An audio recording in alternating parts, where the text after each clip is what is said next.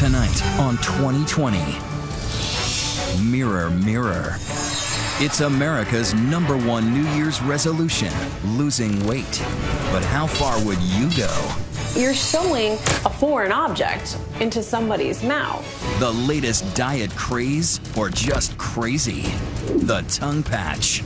My tongue hurts talking about this. I think it's ridiculous. Hold your tongue. Afraid of the mirror after all those holiday desserts? She went a year without mirrors, even on her wedding day. I don't get that. In the mirror, I'm a bride. You look great. I'll take your word for it. All to see what she looks like on the inside, not the outside. By the way, I can see myself in your sunglasses. Oh, okay. No mirrors. Plus, don't hate her because she's beautiful. Open up and say, Melissa. Her only crime was looking too good. Fired for being too tempting to her dentist boss. So you're responsible for your boss who can't control himself. Too hot to work? Tonight, diets, resolutions, and everything you need to look in the mirror, mirror. Here's David Muir. You've heard the saying, mirror, mirror on the wall, who's the fairest of them all? Well, 2 days after Christmas and the holiday meals, you might be avoiding the mirror, thinking of those resolutions already. But tonight here, one of the craziest diets we've heard of, one where you literally hold your tongue. Here now, Cecilia Vega. From the surgical, think liposuction, stomach stapling, and the lap band, to scary, like the cotton ball diet. I've heard of people eating the cotton balls with the orange juice, and it makes you think you're full, but you're not. To the downright disgusting. That's not a jar of noodles. It's the main ingredient in the tapeworm diet. Everybody looks like they want to vomit right You dine out, while the parasite dines in your digestive tract. There's seemingly no limit to the lengths people will go to lose it. And if you thought the story we brought you last year about the feeding tube diet was extreme, I'm down to dress sizes. well, wait until you see this. I am determined to lose weight. I'm willing to do anything at this point. I'm so desperate to lose the weight. These two women are about to have a piece of hard plastic mesh sewn onto their tongues. It will inflict pain if they try to eat any solid food. Marlene Beltran weighs 169 pounds because of her out-of-control appetite. I get like cravings. Like in the middle of the night, I'll just be like, oh, I want a brownie or I want ice cream. This time I'm just really motivated because I am almost 21 and I do have plans and I want to look my best and feel good. I love eating everything. Lysander Lanuza is 200 pounds of all you can eat. American food, Filipino food, Korean. It's heaven. Their goal is to each lose 20 pounds in 1 month. Marlene wants to begin dating. Lysander has a bikini and a deadline. In a month's time, I'll be going to Hawaii. I'll be wearing this bikini and hopefully I'll be looking great. So this is our patch and we put it right on the interior portion of her tongue.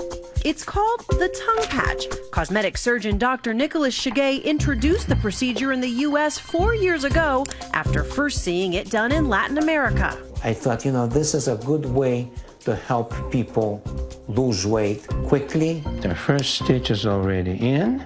I'm just going to put 4 knots on it. Make sure it stays in there. He said the way it works was if you eat solid food, your tongue rolls back and it will cause pain. Shigay says Lysander is his 81st patient as he pioneers the process here in what is arguably the plastic surgery capital of the country, Southern California.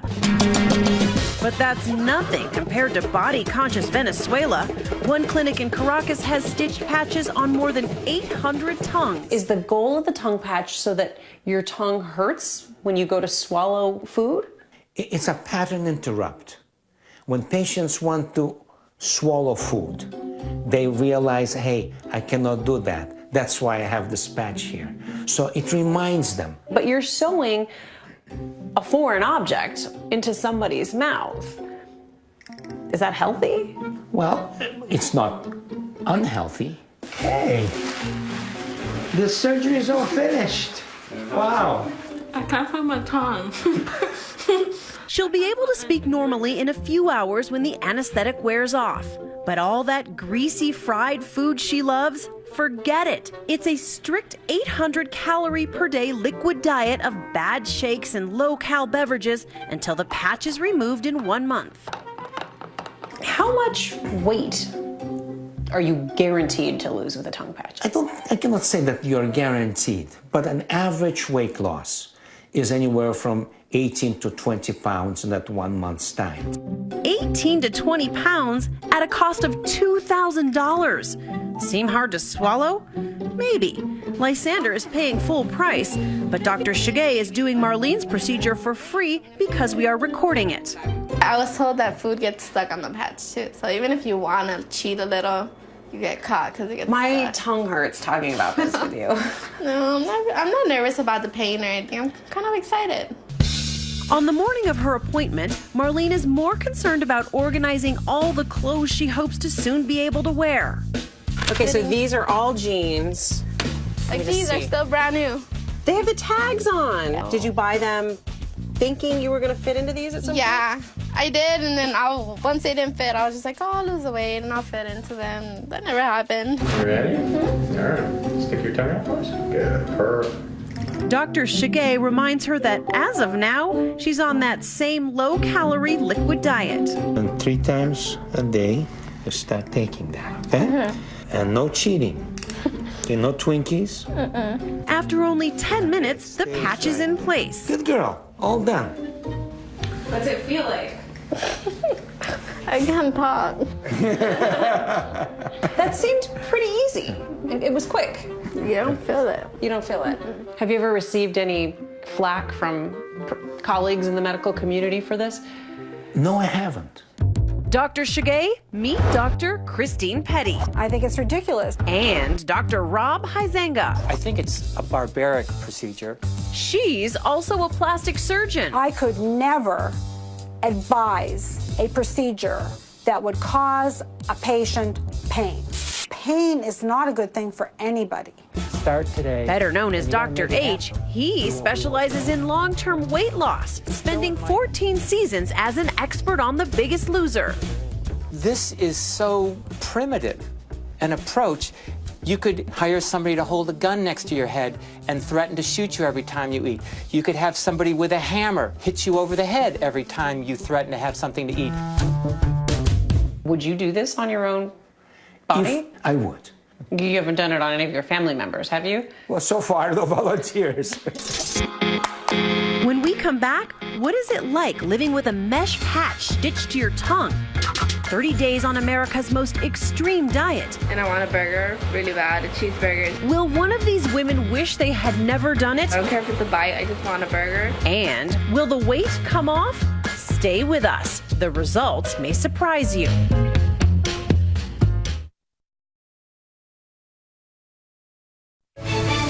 "2020 continues. Once again, Cecilia Vega.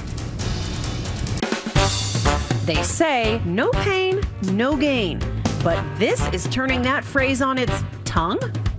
2 overweight women who can't control their eating, going to extremes to lose weight fast. A stiff plastic patch stitched right to their tongues will inflict a sharp pain if they try to eat any solid food. How do you feel? I feel good. My tongue is so swollen. I can't talk. It doesn't fit me anymore. Lysander Lanuza I'm a sucker for fried tacos. and Marlene Beltran each hope to drop 20 pounds in 30 days. After you get this tongue patch, you'll be able to wear these shorts? Yeah. Tracking the difficult diet in video diaries along the way. For Lysander, day 1 brings an immediate challenge. This is what my mom cooked for breakfast, which I obviously can't eat. Instead, I'm actually doing my workout right now. she cheerfully begins the requisite 45-minute daily exercise routine. But Lysander's social life is all about food. And day 1 brings another temptation. So this is my first dinner out with my friends. She sips iced tea while her friends gorge on a buffet. Yummy. So today's Father's Day. This is what we have served at the table. Barbecue. Fish. I cannot eat any of that. All I can eat is this. This is some Diet Pepsi. So far, so good. On my sugar scale, I lost 3 pounds. But across town, Marlene has a craving for just about everything. It's crazy because I don't like beans. Never liked them, won't eat them. But today, just looking at my mom eat beans made my mouth water. By day 5, this food junkie has a bad need for a fix. Lately, I've been craving an In-N-Out burger, like, really bad. And I want a burger really bad, a cheeseburger. I don't care if it's a bite, I just want a burger. Somehow, Marlene resists her cravings. Lysander, not so much. Well, I tried like a piece of popcorn when we were at the movie theater and it hurts, so I'm like, forget it. The popcorn hurt? Yeah. And are you thinking, yes, it's working, I don't want to eat? No, I'm like, it does work, I can't eat. Dr. Nicholas Shigay claims the miracle of the tongue patch is that it can act as a jumpstart to lasting weight loss. It's really a life-changing type of a pattern. And it takes about 30 days to change a habit. A small patch that can be life-changing. Life-changing, exactly. If I could say one thing, it's that the whole concept of jumpstart is absurd. Weight loss expert Dr. Rob Huizenga points to studies that show how most extreme dieters who lose weight rapidly eventually gain it all back and more. There's not one scintilla of hope or evidence that putting a patch on your tongue and not being able to eat for a month is going to have any effect on you at 1 year or 2 years or 3 years. Dr. Shigay's son and partner, Dr. Paul Shigay, did a study that claims 70% of their patients lost an average of 16 pounds and kept it off for 8 months. The American Journal of Cosmetic Surgery has approved his findings for publication. Marlene doesn't need a study to convince her. She's getting all the data she needs from her bathroom scales as the pounds fall away. My double chin isn't as bad as it used to be. My arms are a lot thinner. Lysander is also watching the pounds melt away. So far, probably lost 15, 16 pounds. I'm getting a lot more attention from guys, which is nice. I'm like, it's attention I'm not used to, so I'm still adjusting to it. That doesn't hurt, does it? Finally, Liberation Day. That's it. I feel liberating. Yes, isn't that liberating? Now, that wasn't so bad, huh? No, you don't even feel it. The final tally, Marlene loses 18 pounds. Remember those skinny jeans she couldn't wear before? Now they're kind of big on me. Lysander loses 23 pounds. And that bikini she wouldn't dare try on before? Aloha, Lysander. Once they take the patch off, we put them on a boot camp diet. It's a strict diet for another month. And then I prepare them for the regular maintenance diet that they'll stay on for the rest of their lives. Or not. As hard as it was to live with the tongue patch, will it be even harder to keep the weight off without it? I was sad the patch was coming off just because I felt like the hard part began. Like, now I'm on my own. Really, I don't want to go through that again. It was really hard for me. I agree to the fact that it is really an extreme measure of losing weight. You do think it's extreme? Yes, I do. Is it crazy? Yes, I think it is. I mean, comparable to the other diets that I know, yes, it is. Clearly, Lysander, who paid $2,000 for her tongue patch, is not nearly as happy as the person who got it for free, Marlene. It wasn't bad. Look at you, you're smiling. I would do it again. Like, it was fun. The tongue patch is kind of addicting. Like, you lose the weight and you see the results fast, so you want more. And Cecilia tells us that Marlene has maintained her weight loss and that Lysander has lost an additional 12 pounds. So the question for you tonight, would you undergo the tongue patch? Don't hold your tongue. Tweet me what you think. Use the hashtag ABC2020, and we'll be right back. Next, fired for being too tempting to her dentist boss. This was a woman who did nothing to get herself fired, except bring her breasts to work. So is he happy when we try to track him down?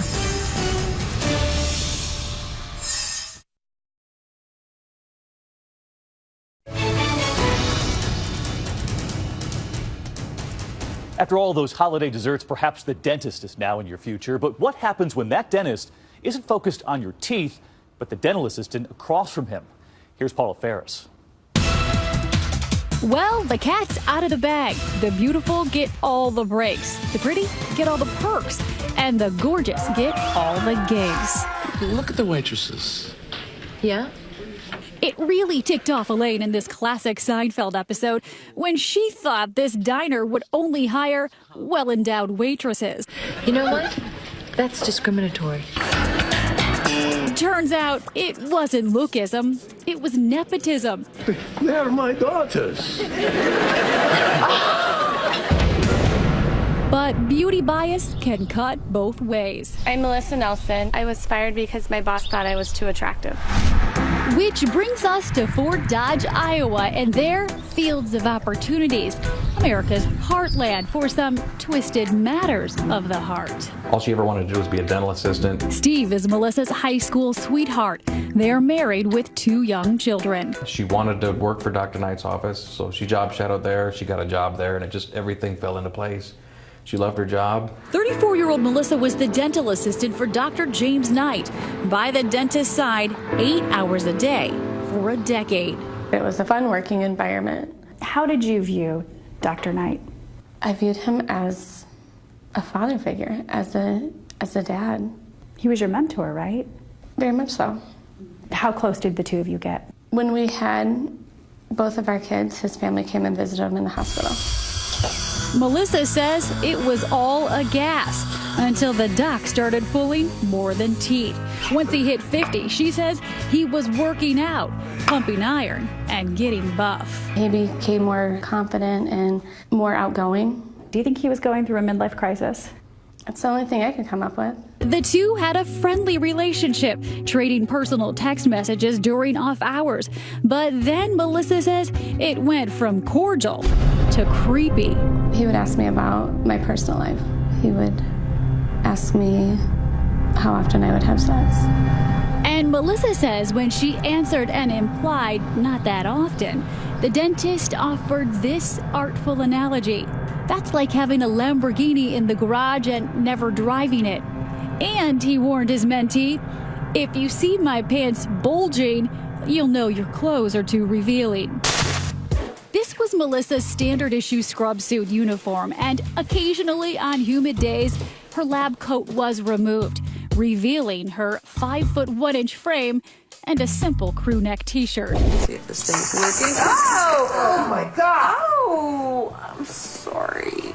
I'm a squirter, Dale. It seemed to us strikingly similar to this scene from the movie Horrible Bosses. Oh, Shabbat Shalom. Somebody's circumcised. Did you flirt with him? No. So there's no attraction? Absolutely not. Did you do anything to lead him on? Never. You must have done something. I don't know what. I showed up for work every day. Melissa says she brushed off her boss's comments for 6 months, hoping they would stop.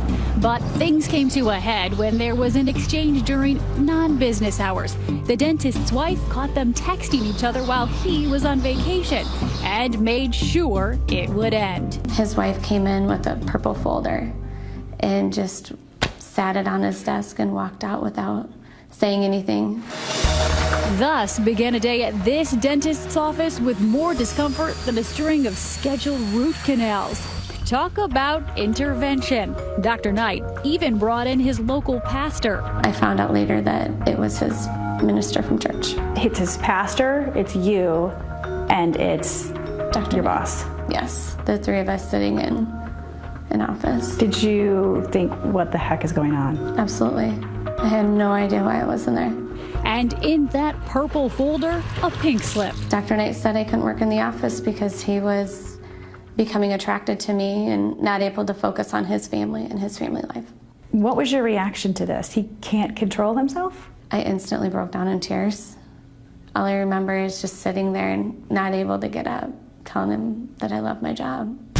Melissa's husband rushed to the dentist's office. I said, what's going on? Is there a mistake? He said, I've got feelings for your wife and it's affecting my family. And he felt the best option to save his marriage was to terminate Missy, as he saw her as a threat. He told me several times that, he said, I want you to know, Steve, that your wife has done nothing wrong. When he said he didn't feel like he could control himself and that an affair might start down the road, What was your reaction? I'm like, that's absurd. Why would those thoughts even cross his mind? This is my wife. Why is he thinking of her as an object? And it infuriated me. Now, Dr. Knight offered Melissa a month's severance for 10 years of stellar work, but Melissa vowed to fight tooth and nail. The good news for the court is this might be the easiest case that you have all year. When we come back, how Melissa decided to retaliate in a court of law. This was a woman who did nothing to get herself fired except, bring her breasts to work. The dentist's surprising defense, and as an orthodontist might say, brace yourself, because you may not believe where else she took her case. Open up and say, Melissa. Stay with us.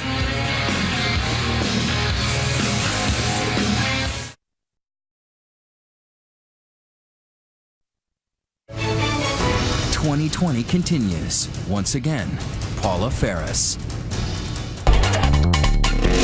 Ever thought you could be too good looking for your own good? 34-year-old Melissa Nelson didn't either.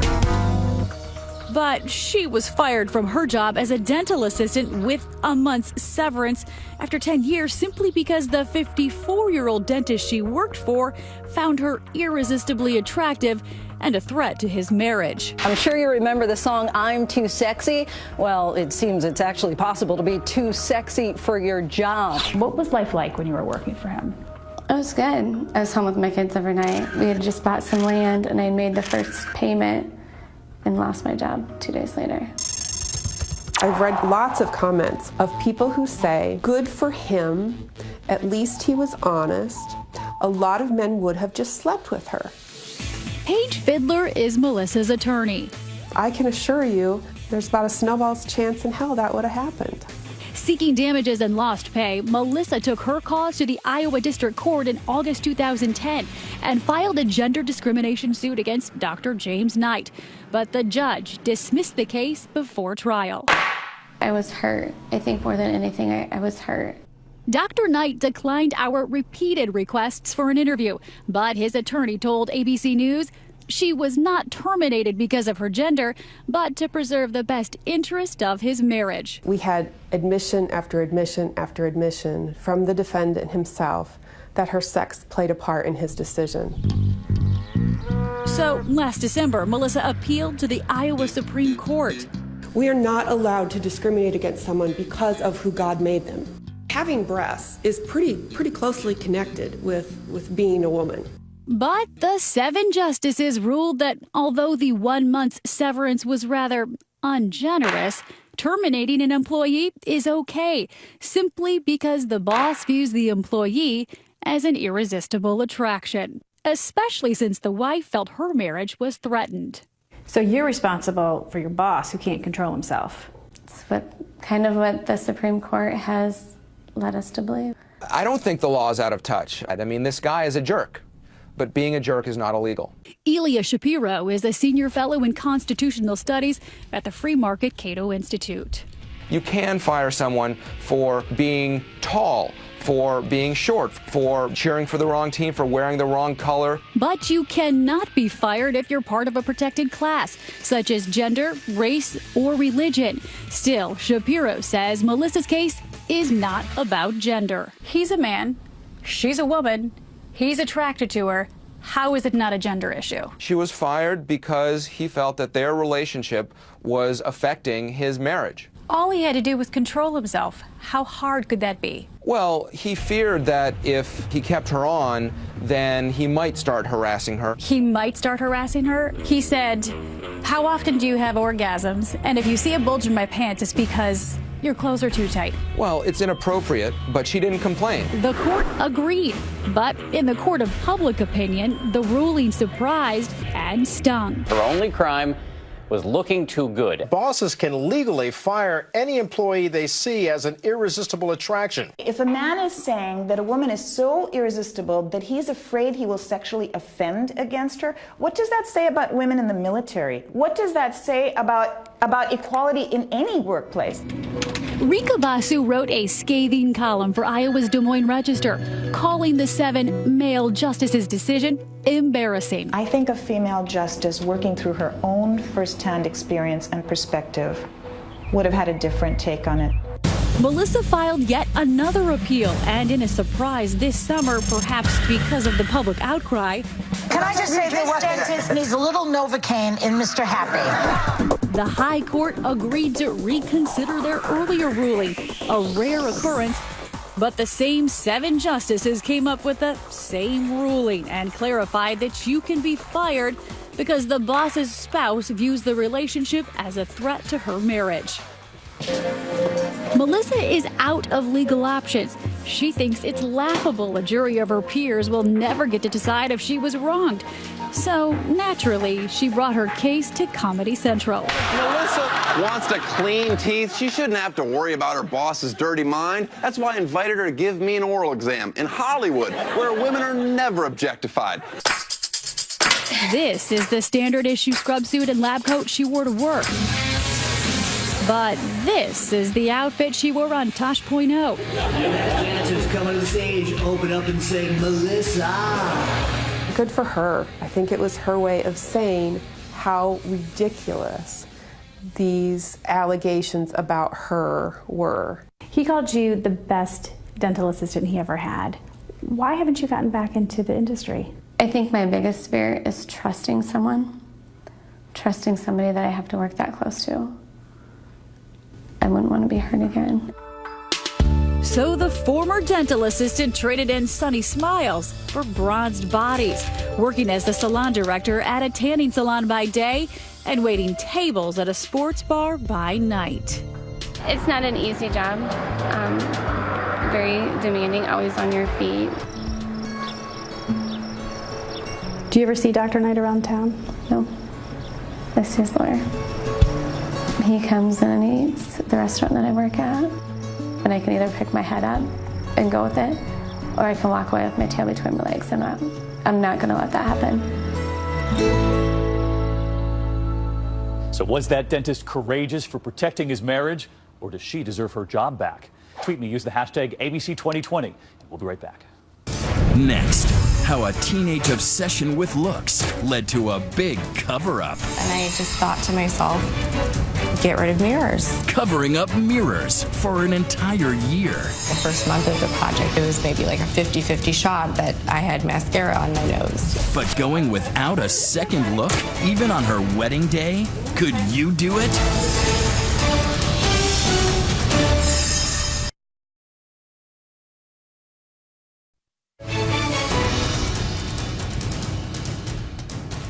If you've been staying away from the mirror, giving yourself a bit of a break after those holiday meals, the get-togethers, perhaps you're onto something. Tonight, the woman who gave up looking in the mirror for an entire year. Robin Roberts with a real eye-opener. All right, I'm gonna get up. 29-year-old Kirsten Grise is living her life mirror-free. Her mornings begin with a typical teeth brushing, but a curtain obscures the view. Makeup is applied by instinct alone. That's pretty much it. Driving to work requires quick glances in the mirrors, but peeking at her own face is not allowed. I just put a Post-it note over it as a reminder. In a world obsessed with image, Kirsten is obsessed with its opposite. She's decided not to look into a mirror, not for a day, not a month, but for an entire year. I gotta say, it takes a little nerve. You're on national television, and you have not looked in a mirror. I'm curious about what I look like. I have no idea what my haircut looks like. You look great. I'll take your word for it. It's an unusual experiment, an attempt, she says, to save her self-esteem. She's in the process of wedding planning, the day brides hope to be at their most beautiful. But to avoid fixating on perfection, 6 months before her wedding, Kirsten launched her project, A Year Without Mirrors, now documented in her book, Mirror, Mirror, Off the Wall. For Kirsten, mirrors are a reminder of not living up to an ideal standard. There aren't a lot of beauty role models who are above a size 4 or 6. I mean, I'm roughly a size 10. Insecurities about her appearance have plagued her since high school. when she developed an eating disorder. I was afraid I wouldn't find someone to, love me unless I was perfect. Didn't you have some real health issues because of your disorder? Yes. I had kidney stones 5 times, and the lack of body fat started affecting my bone density. I really needed to get help because I didn't want to live like that. With years of therapy, Kirsten successfully overcame her eating disorder. She became a PhD student in sociology. And in 2009, she met the man of her dreams, Michael. But the thrill of romance lost its luster during her wedding dress shopping, which resurrected those old anxieties. I saw myself in the mirror and was being critical. Some triggers were going off. I just kind of kept coming back to obsessing about my appearance, and I thought maybe I need to change something about my environment to force me to change. And I just thought to myself, get rid of mirrors. First step, Kirsten transformed her apartment into a mirror-free zone. There is only one mirror, and it's in a huge box. It wasn't really until a couple of weeks in that I started realizing, like, what have I signed on for? The first month of the project, when I was walking out the door, it was maybe like a 50-50 shot that I had mascara on my nose. Hold on, let me turn your chair. Thank you. Kirsten does have help at the hair salon. It looks great. Fabulous. But she can't see the end result. Can I touch it? She says she's trained herself to avoid eye contact with her own image. By the way, I can see myself in your sunglasses. There are a lot of people that are saying, oh, come on, there's certain things you gotta look in the mirror to do. I do see myself out of the corner of my eye every day because reflective surfaces are everywhere, but I don't look. Some people would say that not looking in the mirror isn't really dealing with deep down the obvious issues that you must have. Do you feel that you're really facing them head on? I think this is the most head-on I've ever faced them. Because I'm not looking in the mirror, I think a lot more about how I feel than how I look. But the biggest challenge by far is the wedding day. What bride can resist the temptation to see themselves on their big day? But Kirsten was resolute. Bridesmaids scurried to shield the mirrors from her view. And while Kirsten had help with her hair, your hair looks really cute. Thank you. Unbelievably, she did her own makeup. If I feel the brush up here, it's in the right spot, bronzer down here. Then the moment all brides dream of, the sight of their own magnificent reflection in the mirror. For Kirsten, it was a sight unseen. I don't get that, in the mirror, I'm a bride. But I don't have any regrets about not seeing myself on my wedding day. I think I look good. I now pronounce you husband and wife. When the experiment finally came to an end, it had been 12 months of no reflection, which left plenty of time for reflection. Thank you all for sharing the spirit of this event, which is about body positivity. Surrounded by friends and family, she stands in front of a mirror covered by messages of encouragement. You're my best friend and my hero. And sees herself for the first time in a year. 3, 2, 1. You guys look great. She says she likes what she sees, a stronger woman with a year's worth of well-earned wisdom. Has this process, has it helped you? It has, it really has. It's kind of opened up a new way of thinking about myself as a whole instead of just my looks. She says she no longer seeks the perfect image in the looking glass. Instead, she trusts another vision of herself. Michael's my mirror because when he sees me, he doesn't think about the things he wants to change. He just sees the things that he loves. It's wonderful. Next, move over, Charlie's Angels. There are some new angels in town. Yes. Yes, Melissa. But who are they going after this time? I feel my hand going for my wallet even as you speak. Coming up.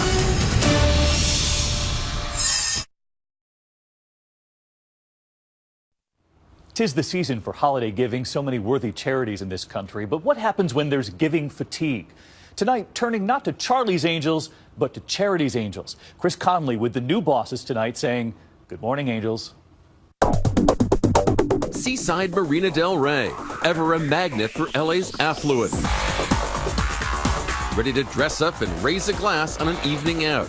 No surprise that mingling with the well-heeled is a high-heeled gaggle of gorgeous young women, for whom this gathering of the wealthy is a target-rich environment. But they aren't looking for a hot car or a home in the hills. They're after these rich guys' wallets, not to do well, but to do good. Make sure it's a winner. There's Christina at the front, Kristen at the board, Lindsay too. 1 is 100, 2 for 150, or 3 for 200. And this is a benefit for charity. So they're in sell mode. So this is only a third of the items that are out right now. While rocking their je ne sais quoi, nudging those once reluctant donors to hand over those precious credit cards and give till it hurts so good. There we go. Do they really get these attendees to dig a little deeper? Oh yeah. Okay, 103. What in particular led you to make such a generous donation a moment ago? Sucker for a pretty face. A trio of crusading glamour goddesses fighting for what's right. Remind you of anything? But these aren't Charlie's Angels. They're the Charity Angels. Accelerated fundraising sirens for hire. Putting to work their IQs, their TLC, and their LBDs. I don't think the approach would be quite the same if we came in some overalls and a hard hat.